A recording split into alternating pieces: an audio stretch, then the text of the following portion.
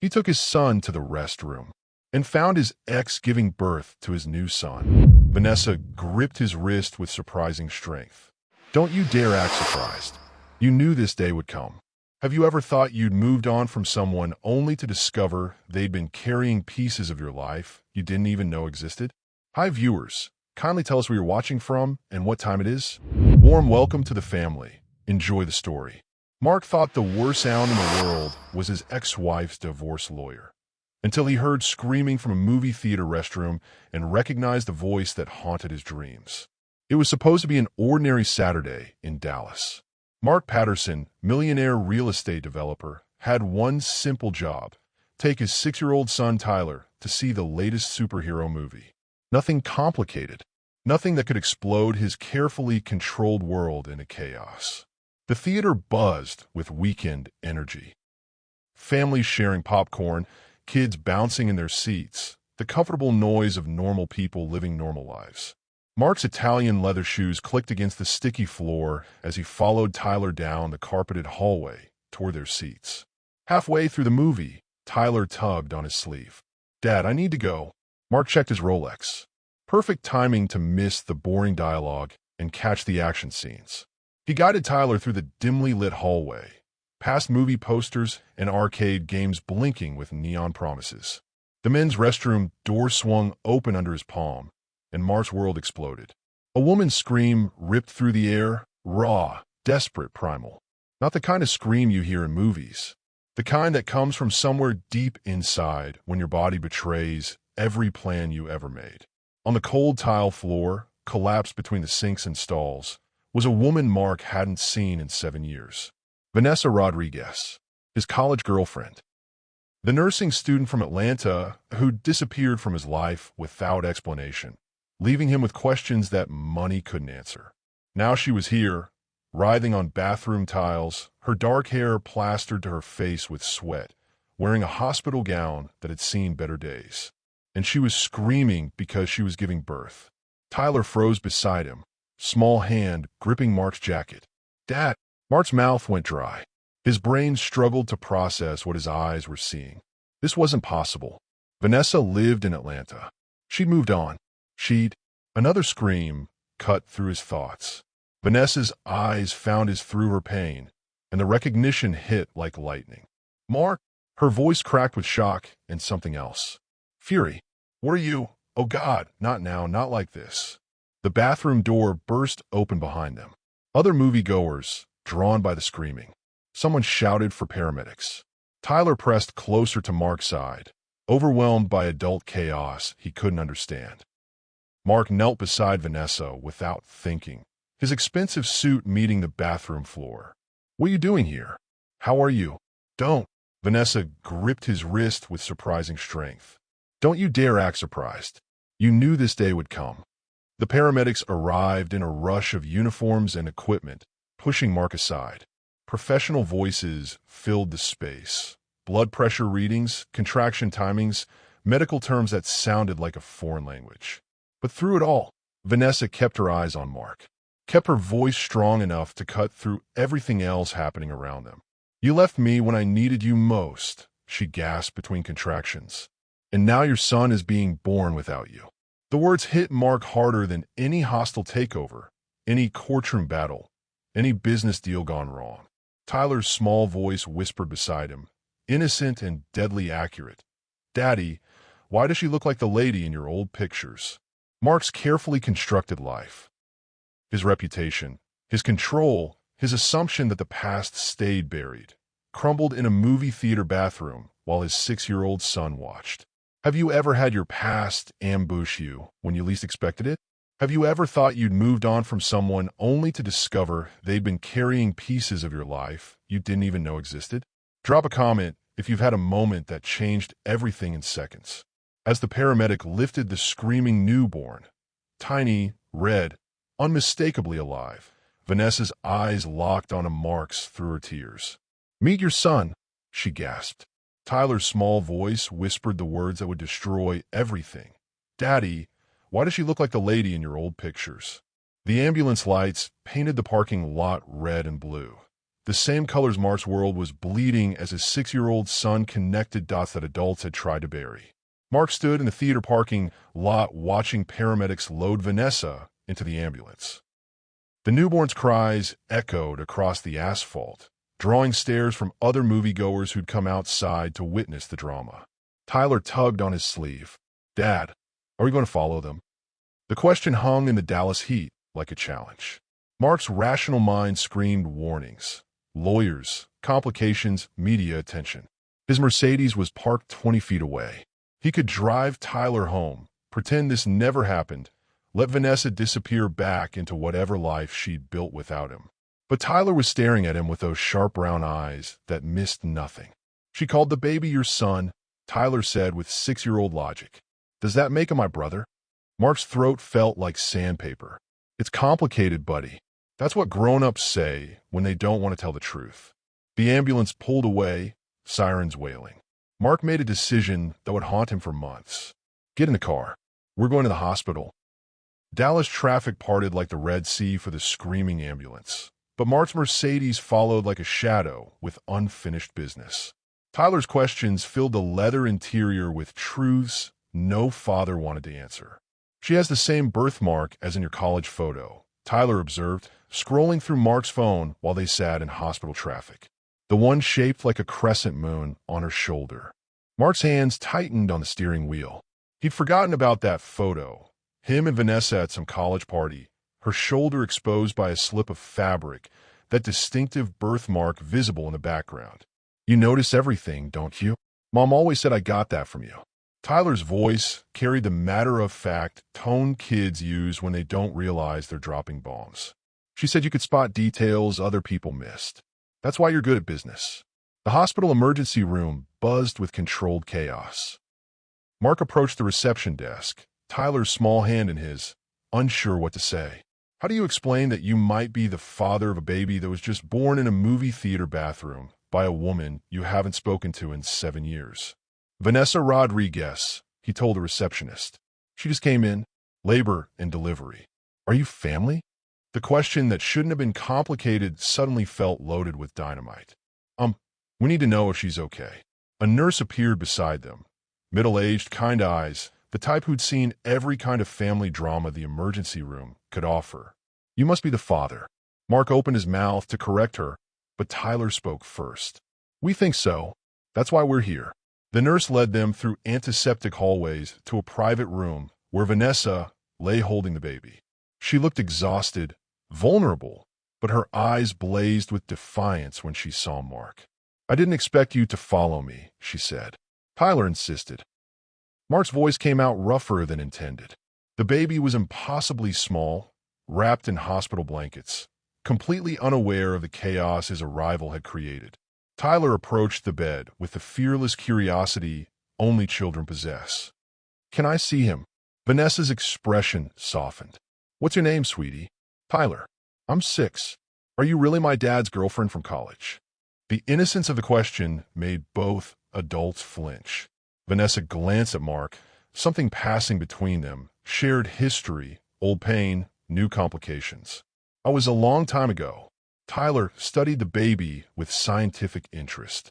"He looks like Dad when he's sleeping. Same nose." He looked up at Mark with devastating honesty. "I think he's really my brother." What's worse, being lied to or discovering the lie was actually the truth? "Tell me about a time someone's words made you question everything." The nurse handed Mark the birth certificate to witness. Under father's name was a blank space. Vanessa's voice cut through the hospital noise. "I saved that line for you to fill in, if you're man enough to claim what's yours." 3 words destroyed his empire. "Prove it, then." And Mark realized he'd just agreed to gamble his fortune on science that could expose 7 years of lies. Mark stared at the blank line on the birth certificate like it was a loaded gun. His signature could change everything: legal obligations, financial responsibility, custody rights. Or it could be the biggest mistake of his life if Vanessa was lying. "I need proof," he said finally.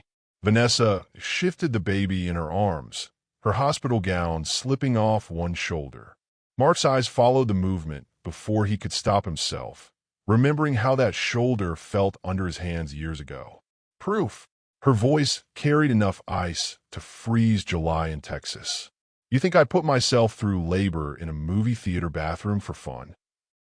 Tyler looked between them with the confusion of a child watching adults complicate simple things. Why don't you just do one of those tests like on TV? The ones where they swab your mouth. Out of the mouths of babes. Mark pulled out his phone. I'll call my lawyer. Of course you will. Vanessa's laugh held no humor. God forbid you make a decision without legal counsel. Within an hour, Mark's attorney had arrived.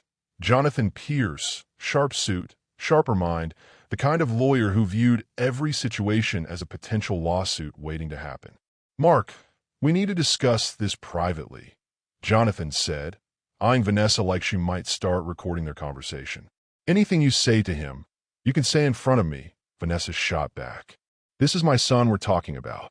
That's exactly what we need to establish. Jonathan's tone could have cut glass. A paternity test will protect everyone's interests. Tyler, who'd been quietly observing from his chair by the window, spoke up. What happens if the test says Dad is really the father? The room fell silent. Adult complications suddenly seemed ridiculous when filtered through a 6-year-old's logic. Mark looked at his son, the child he'd raised, loved, built his whole world around, and realized Tyler deserved honesty, even when the truth felt dangerous. Then the baby would be your brother, legally and officially. And if the test says he's not? Mark glanced at Vanessa, who was watching this conversation with an expression he couldn't read. Then we go back to our regular lives. But what if I want him to be my brother anyway? Tyler's question hung in the room like a challenge to every adult assumption. Jonathan cleared his throat. The genetics lab can have results in 48 hours. Standard paternity test, completely confidential. Vanessa stood up, still holding the baby, her bare feet padding across the hospital room floor. She moved with the careful grace of someone whose body had just performed a miracle, but her voice carried steel. Fine, we'll do your test. But understand something. I'm not some desperate woman looking for a payday. I'm a registered nurse. I have my own life, my own plans. I don't need your money. She stopped directly in front of Mark, close enough that he could smell her shampoo beneath the hospital antiseptic. Close enough to remember why he'd once thought she was the most beautiful woman he'd ever seen. But my son deserves to know who his father is. And if that's you, then you better be ready to step up. Mark's pride warred with something else. Recognition that maybe, just maybe, he'd been running from responsibility for 7 years. Prove it, then, he said. The genetics lab gleamed with sterile precision. Machines that could decode secrets written in blood, dissolving years of carefully constructed truths into simple percentages. Vanessa's hand trembled as she signed the consent forms. Mark reached out instinctively to steady her wrist, and electric contact reminded them both of intimate moments when trust existed between them. Have you ever been so sure you were right that you bet everything on it? Share a time when confidence almost cost you everything. The technician's rubber gloves snapped as she prepared the swab. Results in 48 hours, she said. But as Mark opened his mouth for the sample, his phone buzzed with a text from an unknown number. The test won't matter. I have photos that will destroy you either way. Mark had survived hostile takeovers and million-dollar lawsuits, but nothing prepared him for the woman in red lipstick holding his secrets hostage in a downtown Dallas cafe. The text message burned in Mark's mind for 2 days. Photos that could destroy him. He'd hired private investigators, increased security, even considered calling the FBI. But rich men with secrets learned quickly that some threats came from places money couldn't reach. The meeting location arrived in another anonymous text. Deep Ellum Coffee House, 2 p.m., come alone. Mark left Tyler with his housekeeper and drove through Dallas traffic, his mind racing through possibilities. Corporate espionage, blackmail from business rivals, maybe even his ex-wife, though this felt too sophisticated for her usual drama. The cafe buzzed with lunchtime energy, designer suits mixing with construction boots, the kind of place where million-dollar deals happened over $5 coffee. Mark spotted her immediately, a woman in her 30s, red lipstick, black hair, sitting in the corner booth like she owned the place. She looked familiar, but Mark couldn't place her until she smiled. Then memory clicked into focus. Carmen Silva, Vanessa's college roommate. The pre-med student who'd always watched Mark with suspicious eyes, like she knew something about him that he didn't know about himself. "Hello, Mark. You look good. Rich life agrees with you." Mark slid into the booth across from her, every instinct screaming danger. "Carmen, it's been what, 7 years?" 7 years, 3 months, 2 weeks. Her precision felt deliberate. "Since you broke my best friend's heart and disappeared." "I didn't disappear." Vanessa left. She moved back to Atlanta without explanation. Carmen's laugh could have cut steel.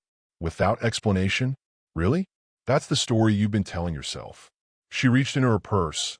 Expensive leather. Mark noticed, not the thrift store bag she carried in college, and pulled out a manila envelope. "Before we continue, you should know I'm not the broke college student you remember." Pre-med turned into medical school. Medical school turned into a very successful plastic surgery practice. "I have money, connections, and absolutely nothing to lose." The envelope hit the table between them with a sound like gunfire.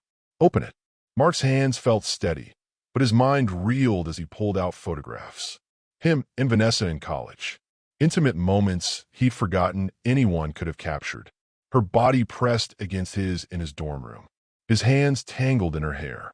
Photos that would destroy his reputation, his custody of Tyler, his carefully constructed image as Dallas's most eligible bachelor. "Where did you get these?" "I took them." Vanessa never knew. "I was documenting what I saw. A man who claimed to love her, but never bothered to fight for her when things got complicated." Carmen leaned forward, her red lipstick perfect despite the Dallas heat. "You want to know why she really left? Why she never told you she was pregnant until she literally couldn't hide it anymore?" Mark's throat felt like concrete. "Tell me." "Her mother had a stroke. Massive medical bills, no insurance, family falling apart. Vanessa needed help, needed someone to share the burden. But when she tried to talk to you about it, you were too busy chasing your first big real estate deal." The words hit like physical blows. Mark remembered that time, his first major investment, the deal that would set up his entire fortune. He'd been obsessed, working 18-hour days, ignoring everything else. "She tried to tell you she was pregnant 3 times, but you were always on another call, another meeting, another opportunity to build your empire." Carmen's voice carried 7 years of stored anger. "So she made a choice. She decided her child deserved better than a father who valued money over family." The cafe noise faded around them. Mark felt like he was drowning in plain sight. When someone fights for their friend, how far should they go? Have you ever had someone willing to risk everything for your happiness? Carmen stood up, smoothing her skirt with deliberate calm. "Vanessa never told you she was pregnant because she knew you'd choose money over love." Again, Mark's voice came out hoarse. "What's your price for silence?" Her smile could have stopped traffic. "Justice. Something you've never understood." As Mark walked away from the cafe, his phone rang. "Tyler's school. Mr. Patterson, your son is asking teachers about baby brothers and showing other kids a picture he took at the hospital. We need to talk." Children tell the truth adults spend fortunes trying to hide, and Tyler's innocent honesty was about to cost Mark everything he'd built. The principal's office at Tyler's elite private school felt smaller than Mark remembered, childhood anxiety creeping up his spine despite his custom suit and net worth. Mrs. Henderson sat across from him, Tyler beside her in a chair that made him look even younger than 6. "Mr. Patterson, Tyler has been quite excited about recent family developments," Mrs. Henderson began diplomatically. Mark's stomach dropped. What kind of excitement? Tyler bounced in his chair with the energy of a child who discovered something wonderful. "I told everyone about my new brother, and I showed them the picture I took with your phone at the hospital." Mark's blood turned to ice.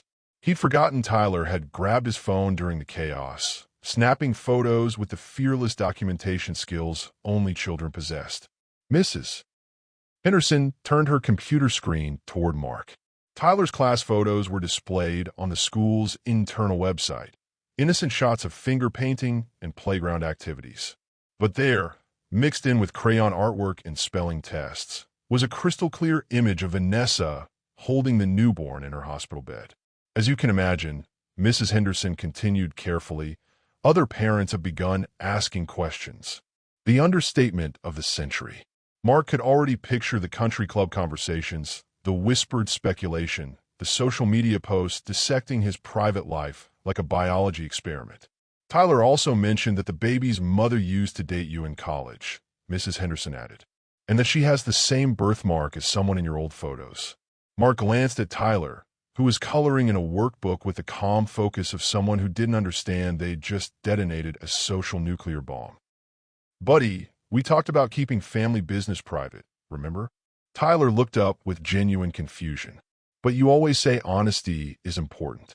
And Mrs. Peterson asked if I had any brothers or sisters for the family tree project. The innocence of the explanation made everything worse. Tyler had simply answered a teacher's question with 6-year-old truthfulness, not knowing that adult truth often required careful packaging. "I think," Mrs. Henderson said gently, "it might be wise to have a conversation with Tyler about which information stays within the family." After leaving the school, Mark sat in his Mercedes outside Tyler's favorite ice cream shop, both of them sharing a banana split, while Mark tried to figure out how to explain adult complications to someone who still believed the world made sense. "Am I in trouble?" Tyler asked between spoonfuls of chocolate ice cream. "No, Boothie, you're not in trouble. But sometimes grown-up situations are more complicated than they seem." Tyler considered this with the seriousness only children could bring to ice cream philosophy.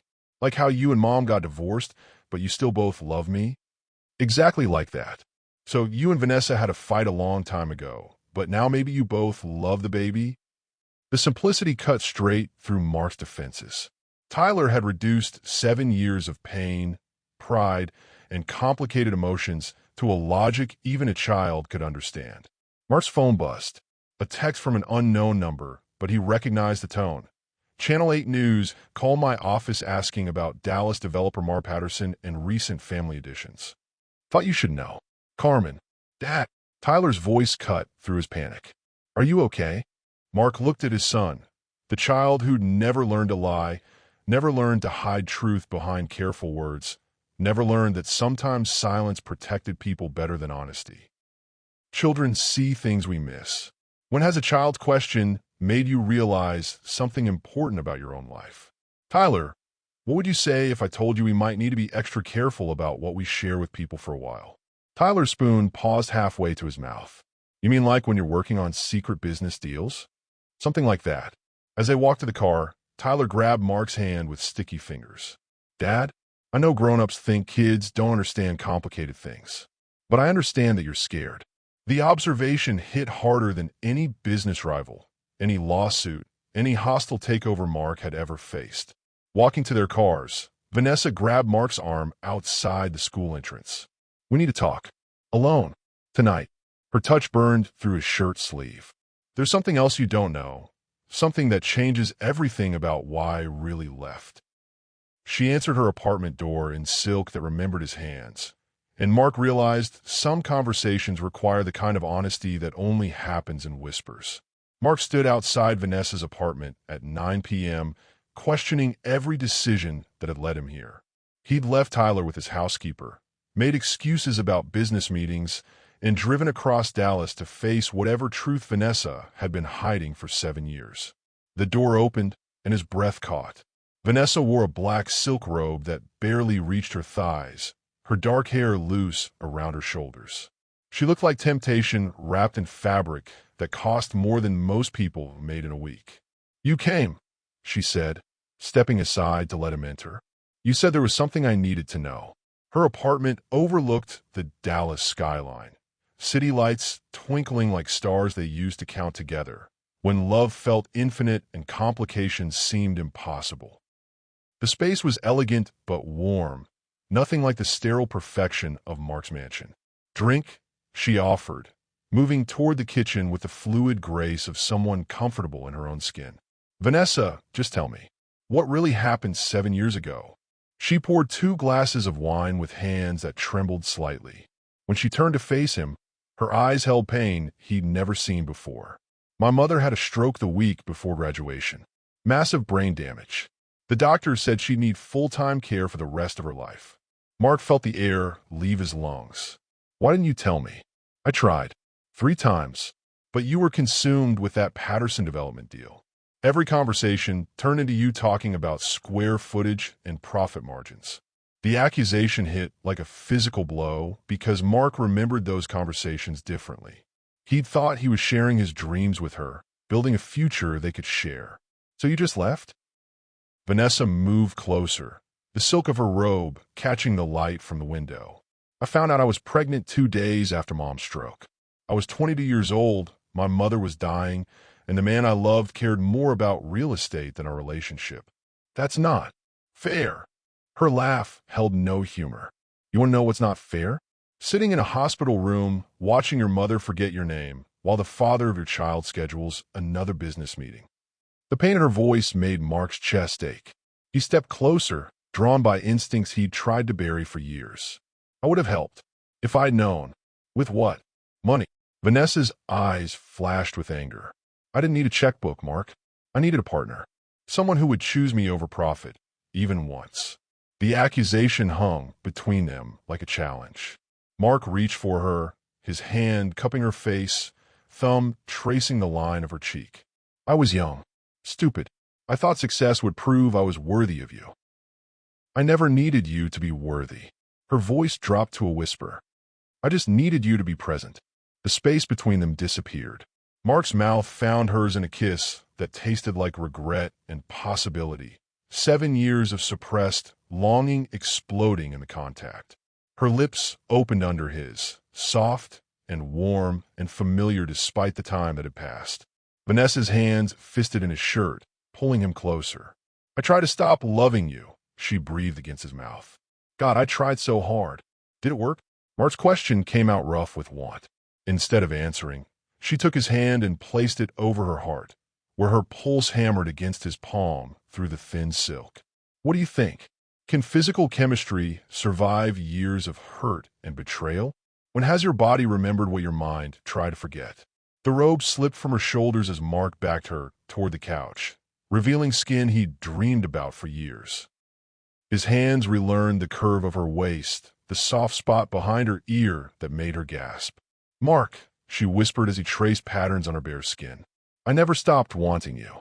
Afterward, as they lay tangled together on her couch, his phone buzzed.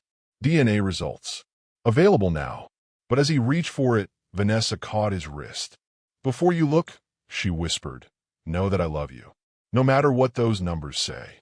99.7% certainty should have felt like victory, but Mark stared at the results, wondering why absolute proof felt like absolute devastation. Mark's phone screen glowed in the darkness of Vanessa's apartment, the DNA results stark against the black background. The numbers were clear, undeniable, life-altering. 99.7% probability of paternity. He was the father.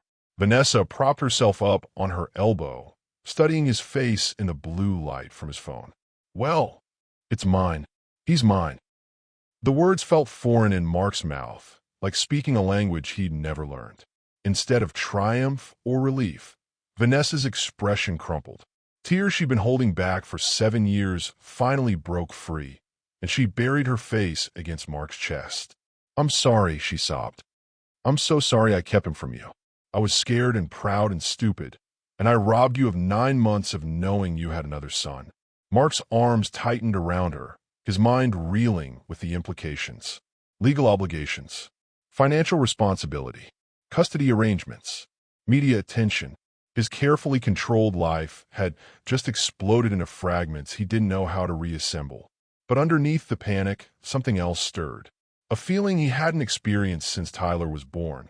The fierce, protective love that came with knowing a piece of your heart lived outside your body. What's his name?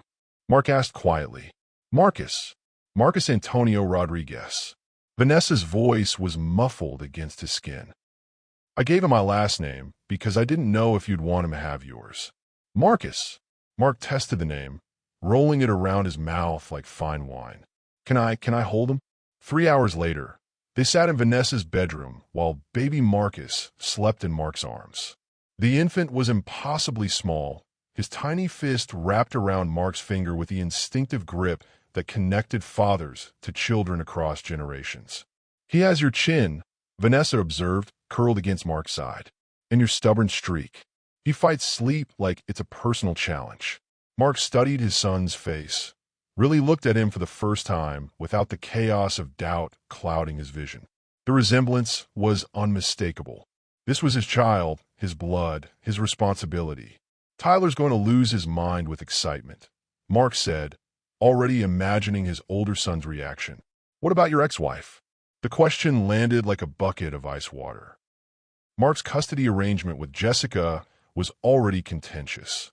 Adding a secret baby to the equation would give her ammunition for years. "She's going to try to use this against me in court," Mark admitted. "Claim I'm unfit, unstable, whatever her lawyers can spin." Vanessa sat up straighter, her protective instincts flaring. "This doesn't make you unfit. It makes you human."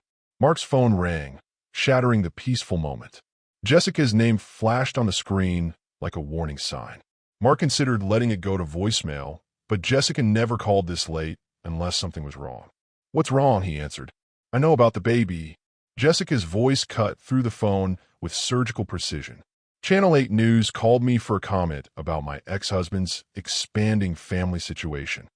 Care to explain?" Mark met Vanessa's eyes across the darkened room. The media had found them faster than he'd expected. His private life was about to become public entertainment. Being right doesn't always feel good. When have you gotten what you wanted, but realized it came with a price you weren't ready to pay? "Jessica, we need to talk about this rationally." Rationally? Her laugh could have frozen July. "You think there's anything rational about discovering your ex-husband has a secret child through a news reporter?" Vanessa took the baby from Mark's arms, her movements careful and protective. She could hear enough of the conversation to understand the danger. "We're filing for emergency custody of Tyler tomorrow," Jessica continued. "A man who fathers secret children and hides them for years isn't fit to raise the child he already has." The line went dead. Mark stared at his phone, the reality of his situation crystallizing with brutal clarity. He'd gained a son and might lose the other. As Mark signed the acknowledgement of paternity the next morning, his phone rang again. His ex-wife's lawyer. "We're filing for emergency custody of Tyler. A man who fathers secret children isn't fit to raise the child he already has." Mark built his fortune on calculated risks, but watching his ex-wife try to steal Tyler felt like betting his soul on a game where everyone cheated. The courthouse steps gleamed with fresh rain and fresh scandal. Reporters circling like vultures while inside. Lawyers dissected Mark's life with surgical precision. Mark straightened his tie as he climbed the steps, flanked by Jonathan Pierce and 2 associate attorneys. The media attention had exploded overnight, every local news station leading with Dallas developer's secret baby scandal. His business phone hadn't stopped ringing with reporters, investors, and board members demanding explanations. "Remember," Jonathan murmured as they approached the courthouse doors, "don't react to anything Jessica's team says. We need you to look stable, responsible, in control." Through the glass doors, Mark could see Jessica waiting in the hallway with her own army of lawyers.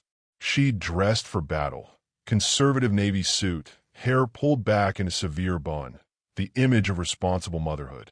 Next to her stood Tyler, looking small and confused in his best-dressed clothes. Their eyes met through the glass. Tyler's face lit up, and he started toward the doors, but Jessica's hand on his shoulder stopped him. The hearing room felt like a gladiator arena disguised as justice. Mark sat at the defendant's table, while Jessica's lawyer painted him as a reckless playboy who couldn't be trusted with children. "Your Honor," Attorney Williams began, "Mr. Patterson has demonstrated a pattern of irresponsible behavior that puts children at risk. He maintained a secret relationship that resulted in a child he abandoned for 7 years." "Objection," Jonathan stood. Mr. Patterson was unaware of the child's existence. "Precisely the point," Williams continued smoothly. A man so disconnected from the consequences of his actions that he fathers children without knowledge demonstrates exactly the kind of reckless behavior that endangers the child he's already responsible for. Mark's jaw clenched as Williams continued building a case that painted him as everything he'd tried not to be as a father. Absent, careless, putting his own desires above his children's welfare. When it came time for testimony, Tyler surprised everyone. "Your Honor," Tyler said, his 6-year-old voice carrying clearly through the courtroom. "Can I say something?" Judge Martinez, a stern woman in her 50s, leaned forward with the kind of patience judges reserve for children. "What would you like to tell me, Tyler?" "I want to stay with my dad. He made a mistake, but he's trying to fix it. Isn't that what grown-ups are supposed to do?" The courtroom fell silent. Jessica's face flushed with anger, her lawyers exchanging worried glances. "Tyler," Judge Martinez continued gently, "do you feel safe with your father?"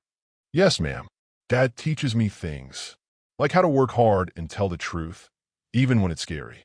And he's really excited about my baby brother." Mark's throat tightened. Through all the chaos and legal maneuvering, Tyler had somehow understood what the adults were missing.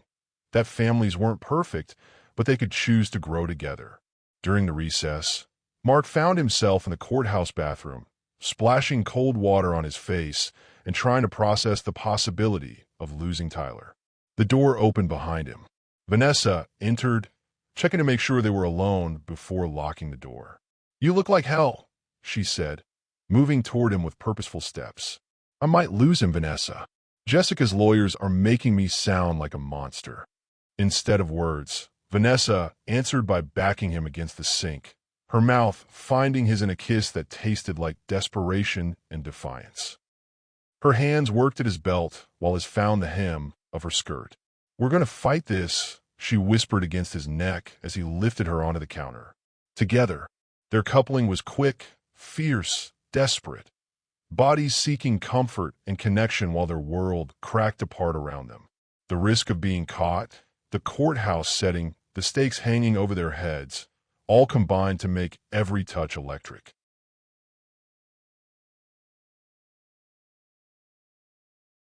Children often see situations more clearly than adults.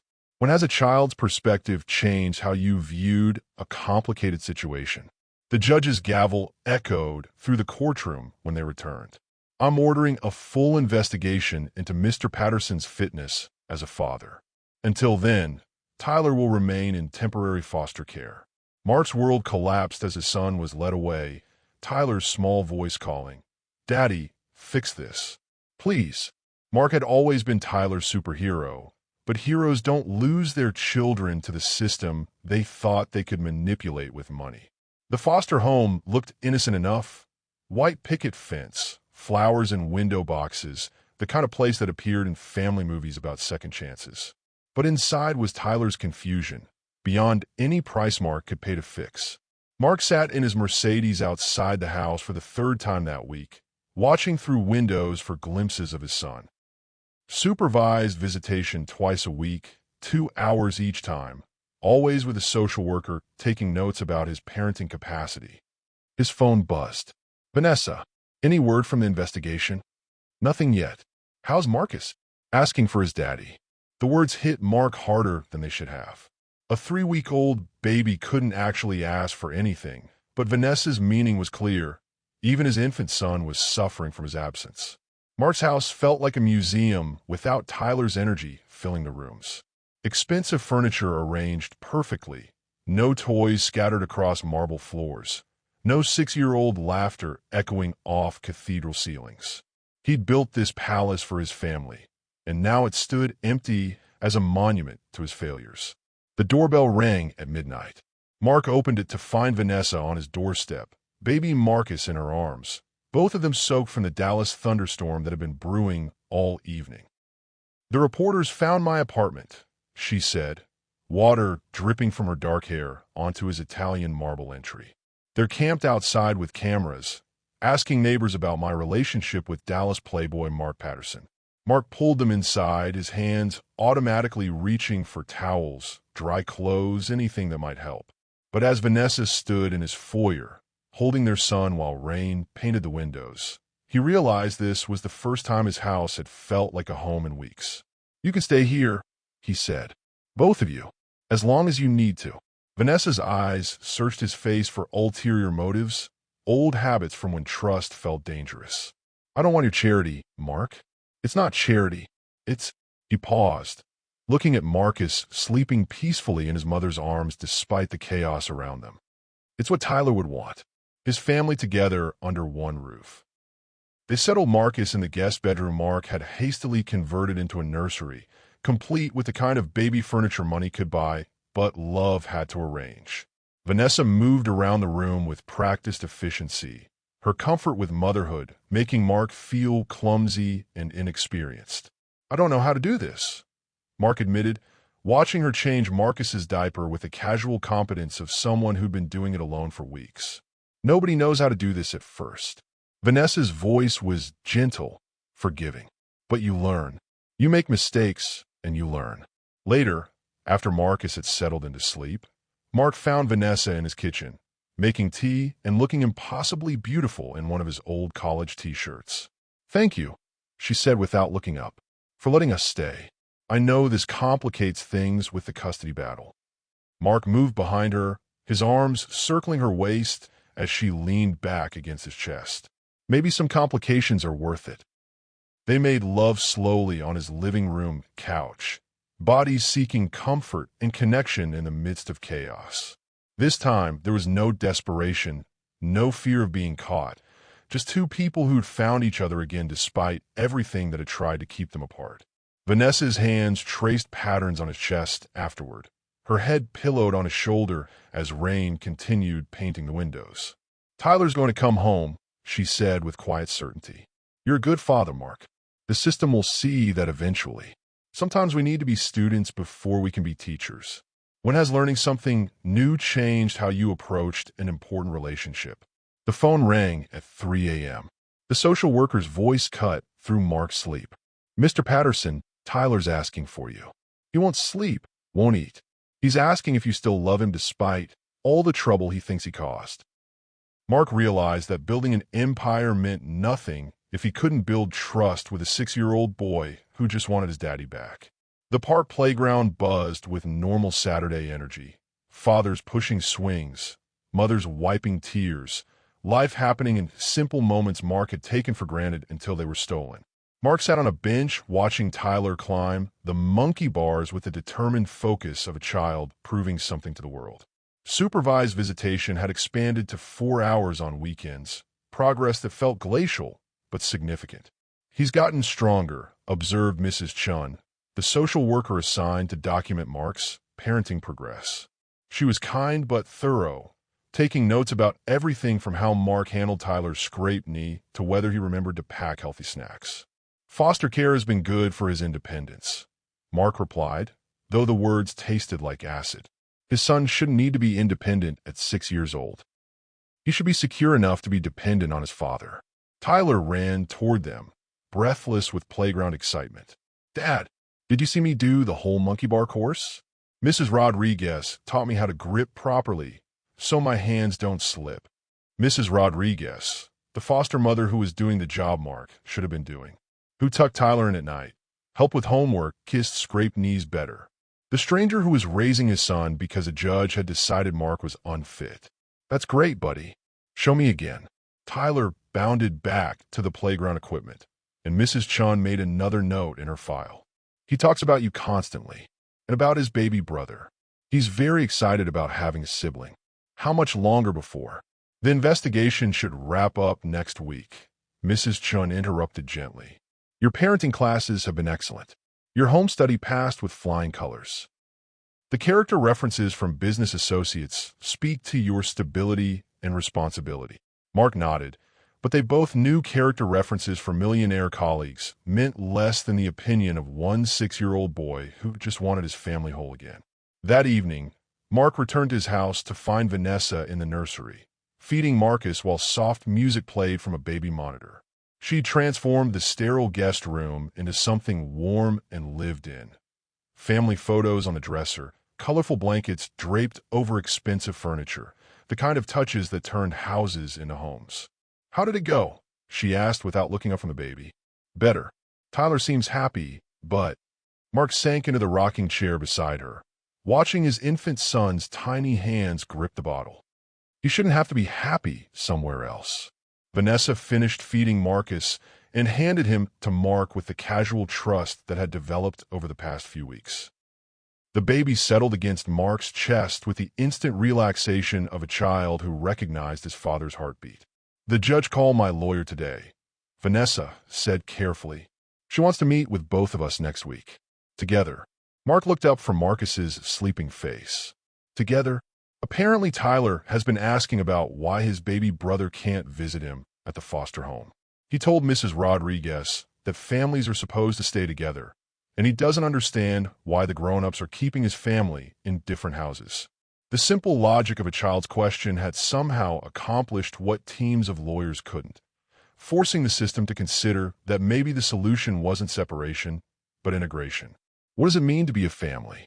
Is it blood, choice, or something else entirely? Share your thoughts on what makes people belong to each other. Mark's phone buzzed with a text from his lawyer. Judge Martinez moved up the hearing. Monday at 9 a.m. She says she has conditions for custody restoration. As Mark read the message, Marcus stirred in his arms, tiny eyes opening to focus on his father's face with the trust that only children could offer. The judge smiled as she read her decision Monday morning. "Mr. Patterson, I'm returning custody of Tyler to you." But as Mark started to celebrate, she continued, "However, there are conditions that will surprise you." Judge Martinez held Mark's future in her hands, and her conditions would either reunite his family or destroy everything he'd fought to rebuild. Mark's hands gripped the courtroom table as Judge Martinez reviewed her decision. Tyler sat in the gallery behind him, flanked by Mrs. Rodriguez, while Vanessa held baby Marcus near the back row. Everyone Mark loved was within 50 feet, yet separated by legal barriers that felt insurmountable. "Mr. Patterson," Judge Martinez began, her voice carrying the authority of someone who'd seen every kind of family drama Dallas could produce. "You'll regain custody of Tyler under specific conditions." Mark's attorney Jonathan leaned forward, pen ready to document whatever requirements would govern their lives for the foreseeable future. "First, you'll complete another 6 months of parenting classes. Advanced level. Your instructor will be Dr. Sarah Williams, who specializes in blended family dynamics." Mark nodded. 6 more months felt like forever, but he'd take any path that led Tyler home. "Second, your housing situation must reflect stability for both children." The words hit like ice water. Judge Martinez knew about Marcus, knew about Vanessa living in his house, knew about the complicated web of relationships that had brought them to this moment. "Both children, Your Honor?" Jonathan asked carefully. "Mr. Patterson has acknowledged paternity of infant Marcus Rodriguez Patterson. Any custody arrangement must consider the welfare of both minor children." Mark's throat went dry. He'd been focused on getting Tyler back, but the judge was demanding something bigger, a complete family structure that accounted for everyone involved. Third, the minor children's mother, Ms. Rodriguez, must undergo a fitness evaluation before any permanent arrangements can be finalized. Vanessa shifted in her seat, Marcus stirring in her arms. Mark turned to catch her eye, seeing the same fear he felt reflected in her expression. They focused so hard on his fitness as a father that they hadn't considered the court might question her parenting abilities too. Finally, Judge Martinez continued, "Both parents must participate in family counseling with Dr. Martinez, no relation, for a minimum of 1 year. These sessions will include both children when age appropriate." The gavel came down with finality that echoed through the courtroom. Tyler Patterson will be returned to his father's custody tomorrow at 2 p.m., pending compliance with all stated conditions. Outside the courthouse, media cameras flashed while reporters shouted questions Mark couldn't process. His entire focus was on Tyler, who had broken free from Mrs. Rodriguez's hand and was running toward him with the desperate speed of a child who'd been separated from his father too long. "Daddy!" Tyler crashed into Mark's legs, small arms wrapping around his waist with fierce determination. I knew you'd fix it. I told everyone you'd fix it. Mark lifted Tyler into his arms, burying his face in his son's hair and breathing in the familiar scent of childhood shampoo and playground dust. For the first time in weeks, his world felt balanced again. But over Tyler's shoulder, Mark saw Vanessa standing alone near the courthouse steps, holding Marcus while reporters circled like sharks scenting blood. Her fitness evaluation would put their entire family under scrutiny again, just when they'd started to heal. Tyler pulled back to look at his father's face with 6-year-old seriousness. "Dad, why does everyone keep trying to separate our family?" The question hit harder than any legal brief, any court order, any media attack. Mark looked at his son, really looked at him, and realized Tyler understood something the adults had been missing. Because sometimes grown-ups forget that love is more important than rules, Mark said finally. Tyler considered this with the philosophical depth only children could bring to complex problems. Then we just have to love each other more than they can make rules, right? What happens when the system meant to protect families becomes the thing tearing them apart? Share a time when you had to fight for what you knew was right. Mark carried Tyler toward Vanessa and Marcus, reporters parting reluctantly as he approached. His family was scattered across courthouse steps, but they were all here, all fighting for the same thing. "We do this together," Mark said as he reached Vanessa. "All of us, whatever comes next." As they walked toward the parking garage, Tyler in Mark's arms and Vanessa beside them with Marcus, Tyler announced loudly enough for every reporter to hear, "This is my family. All of us together." That's how families work. Dr. Sarah Williams could dissect a family's dysfunction in 20 minutes. But Vanessa refused to let some stranger with a psychology degree decide if she deserved to keep her son. The family counseling office felt deliberately neutral, beige walls, comfortable chairs arranged in a circle, tissues placed strategically within reach. Dr. Williams sat across from Mark and Vanessa, notepad balanced on her knee, studying them with the clinical attention of someone paid to find problems. "Let's start with how you two reconnected," Dr. Williams said, her voice carrying the practiced warmth of someone who'd heard every story families could tell. "Mark, when you saw Vanessa in the theater restroom, what was your first emotion?" Mark shifted in his chair, hyper-aware that every word would end up in a court report. "Shock, confusion. I hadn't seen her in 7 years. And fear," Vanessa added quietly. "You were afraid." Dr. Williams made a note. "Vanessa, how did you feel seeing Mark at that moment?" "Angry. Humiliated." Vanessa's honesty was sharp enough to cut glass. "I was giving birth in a public bathroom, and the father who'd never fought for me was suddenly standing there watching. Yet you told him the baby was his. Why reveal that information in such a vulnerable moment?" Vanessa glanced at Mark, something passing between them that Dr. Williams caught and documented. "Because secrets had already cost us 7 years. I was done lying." Dr. Williams turned to Mark. "How has Tyler adjusted to learning about his brother?" "Better than the adults." Mark's smile was genuine for the first time since entering the office. "Tyler sees family as something that grows, not something that gets divided." "And how do you feel about Tyler's adjustment?" "Proud. He's handling adult complications with more grace than most adults manage." Dr. Williams scribbled another note, then looked up with the kind of smile that preceded difficult questions. "Vanessa, let's discuss your decision to keep Marcus's paternity secret. What factors influenced that choice?" The room temperature seemed to drop 10 degrees. Vanessa's back straightened, defensive walls rising like armor. "I was 22 and pregnant with a man who'd already shown me business mattered more than our relationship. My mother was dying. I had to choose between financial security and emotional availability, and Mark had already chosen money." "That's not," Mark started. "Fair." Vanessa's voice carried 7 years of stored pain. "You scheduled 3 business meetings the week I tried to tell you I was pregnant. 3 times I started that conversation, and 3 times you interrupted to take calls about square footage and profit margins." Dr. Williams watched this exchange with professional fascination. "Mark, how do you respond to that?" Mark ran his hands through his hair, the gesture revealing exhaustion he'd been hiding behind expensive suits. I was young and stupid and scared. I thought building financial security was the same as building a foundation for our future. And now I know that presence matters more than presence. That time is the only currency children actually care about. Dr. Williams closed her notepad, a signal that the session was ending. I want both of you to think about this question for next week. What would a successful co-parenting relationship look like for your family? Outside the office, Mark and Vanessa walked to their cars in silence, both processing the hour of emotional dissection they'd just endured. That was brutal, Vanessa said finally, but necessary. Mark stopped beside her car, where Marcus slept peacefully in his carrier. She's trying to help us figure out if we can do this without destroying each other. Can we?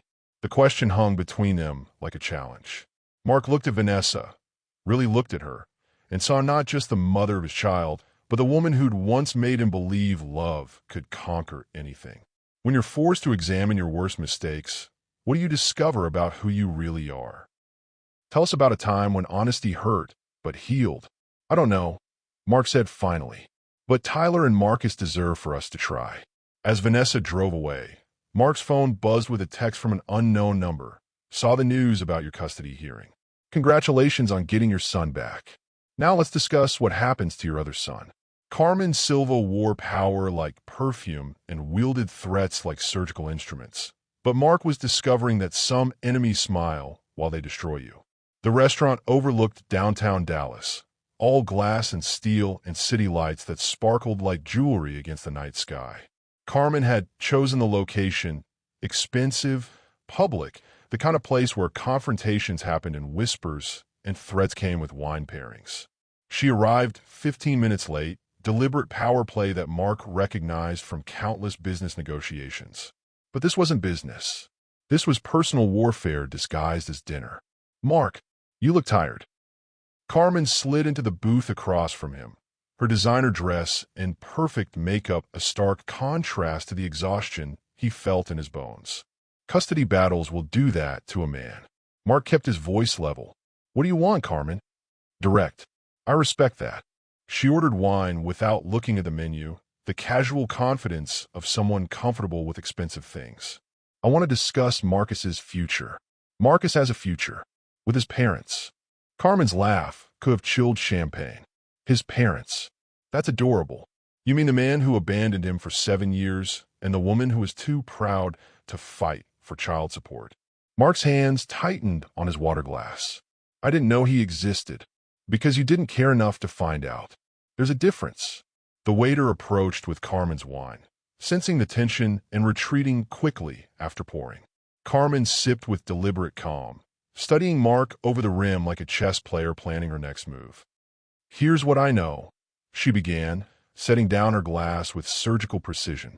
You're worth approximately $47 million. Your custody of Tyler depends on maintaining stability and positive public image. Your relationship with Vanessa is complicated by years of hurt and current desperation. Each fact landed like a calculated blow. Carmen had done her homework. And here's what I want, she continued. A trust fund for Marcus.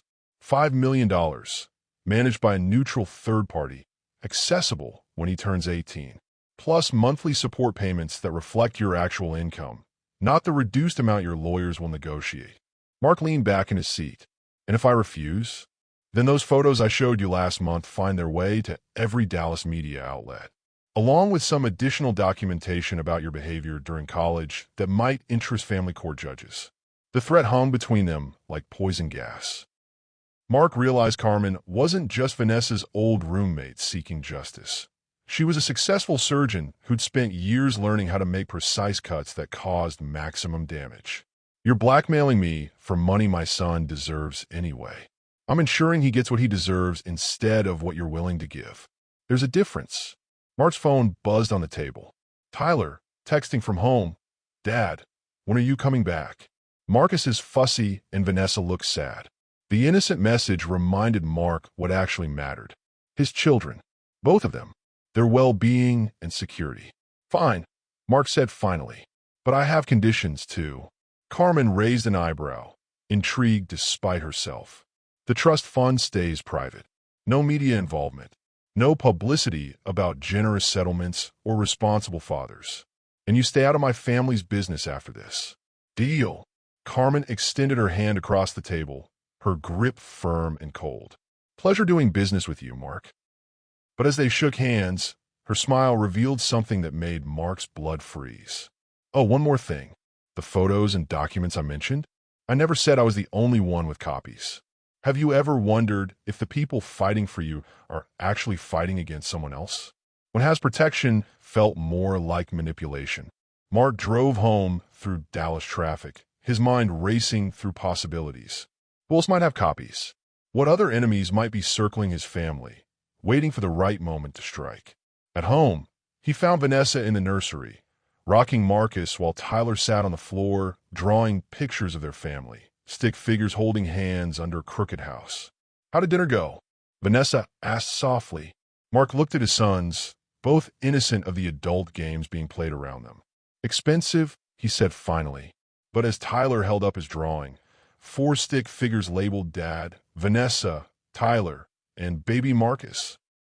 Mark realized some prices were worth paying. His phone rang at midnight. Jessica's voice, cold and furious. I know about the money you're hiding. And tomorrow, everyone else will too. Mark learned that privacy was just another luxury money couldn't buy when Channel 8 News decided his family drama was Dallas's newest entertainment. The news van appeared outside Mark's house at sunrise, followed by 3 more by noon. Reporters lined his circular driveway like vultures dressed in business casual, cameras ready to document every movement of the Patterson family circus. Mark stood at his bedroom window, watching strangers set up camp on his property while Vanessa fed Marcus in the nursery and Tyler ate breakfast downstairs, blissfully unaware that his life was about to become public theater. They can't come on the property, Vanessa said, joining him at the window. Can they? Technically no. But they can film from the street, follow us anywhere public, interview anyone willing to talk. Mark's jaw tightened as another news van pulled up. Jessica must have called them. His phone rang. Jonathan Pierce, his attorney, sounding more stressed than Mark had ever heard him. Mark, we have problems. Channel 8 is running a special investigation tonight called Secret Babies and Millionaire Daddies. They've been calling board members, business partners, even Tyler's school. Mark sank into his leather chair, the weight of public scrutiny crushing down on his shoulders. What kind of investigation? They're painting you as a playboy who abandons pregnant women and uses money to avoid responsibility. They got interviews with anonymous sources, probably Carmen or Jessica, claiming you've done this before. Done what before? I've never. Doesn't matter if it's true. They're running with a narrative about wealthy men who treat women as disposable and children as inconveniences. Through his window, Mark watched a reporter doing a live broadcast from his front lawn, gesturing toward the house like she was reporting on a crime scene. Tyler burst into the bedroom, still wearing pajamas, his face flushed with excitement. Dad, there are TV people outside. Are we famous? The innocent question broke Mark's heart. Tyler saw media attention as adventure, not understanding that his private life was being dissected for public consumption. Something like that, buddy. But we need to be extra careful today. No playing outside, no talking to anyone with cameras. Why not? Mark knelt to Tyler's eye level, searching for words that would explain adult cruelty to a 6-year-old mind. Sometimes people tell stories about families without knowing the truth. And sometimes those stories can hurt people we love. Tyler processed this with the seriousness he reserved for important grown-up information. Like the kids at school who said mean things about you having a secret baby? Exactly like that. Vanessa appeared in the doorway, Marcus in her arms, her face pale with worry. Mark, my nursing supervisor just called. Reporters showed up at the hospital asking about my relationship with millionaire Mar Patterson and whether I've received money for silence. The systematic destruction of their privacy felt coordinated, deliberate. Someone was feeding information to media outlets, ensuring maximum damage to Mark's reputation and their family's peace. We need to leave town, Mark said suddenly. Pack up. Take the boys somewhere private until this blows over.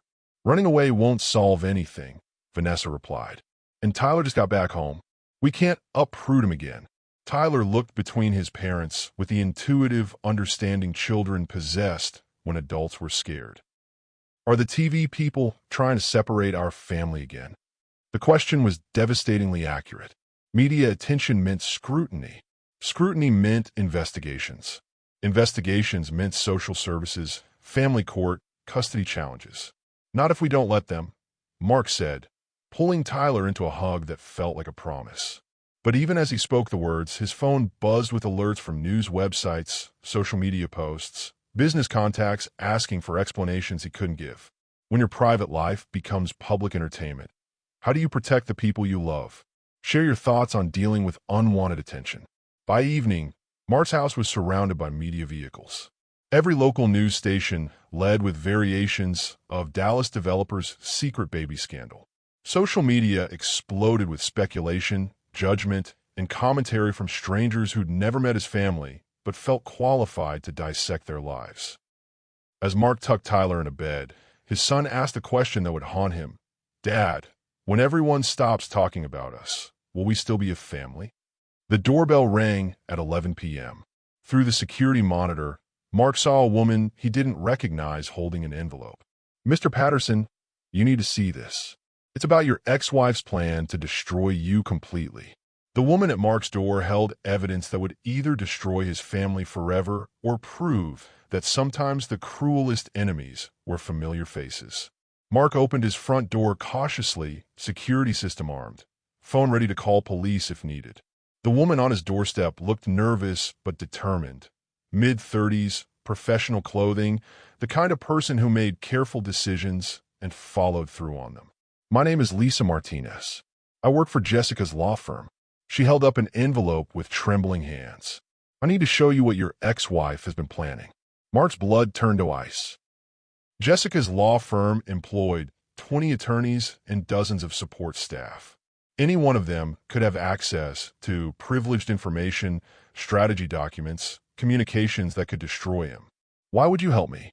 Lisa glanced around nervously, as if expecting Jessica to materialize from the darkness.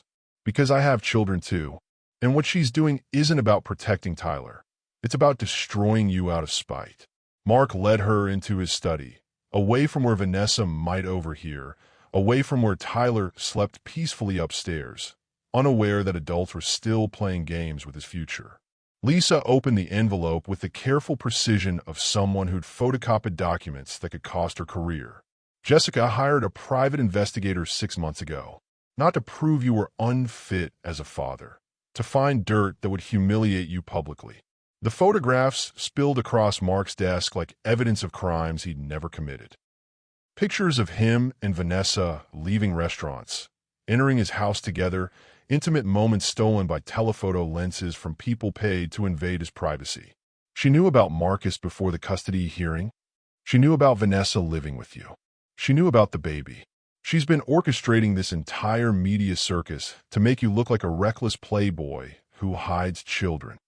Mark's hand shook as he sorted through documents, phone records, financial reports, character assassination disguised as legal research.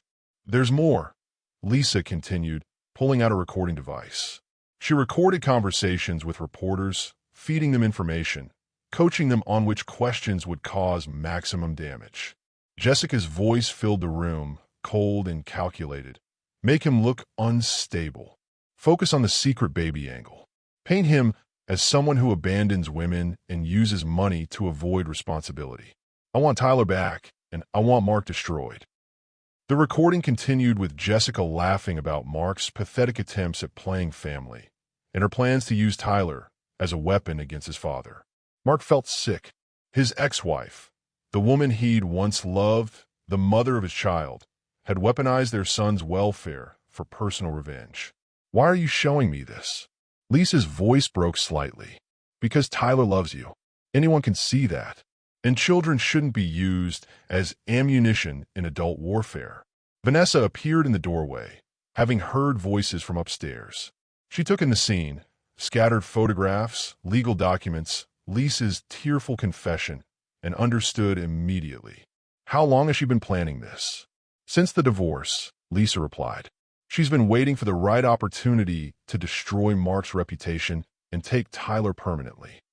Mark's phone buzzed with a text from Tyler, sent from his bedroom tablet. Dad, I can't sleep. The TV people are still outside. Are we safe? The innocent question crystallized everything.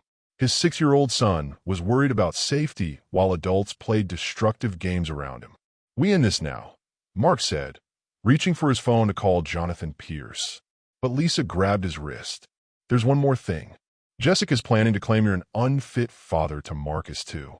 She wants both children removed from your custody and placed with responsible guardians while you undergo psychological evaluation. Sometimes the people who should protect us are the ones trying to destroy us. How do you fight back when the enemy knows all your weaknesses? Mark looked at the evidence scattered across his desk, proof of betrayal, manipulation, and cruelty disguised as concern for children's welfare. Then he looked at Vanessa, holding Marcus, both of them trusting him to protect their family from people who smiled while they attacked. Tyler asked me once if we could love each other more than they could make rules, Mark said quietly. Time to find out. But as he reached for his phone to call his attorney, every light in the house went out. Outside, car doors slammed. Footsteps approached the house. Someone was coming to finish what Jessica had started.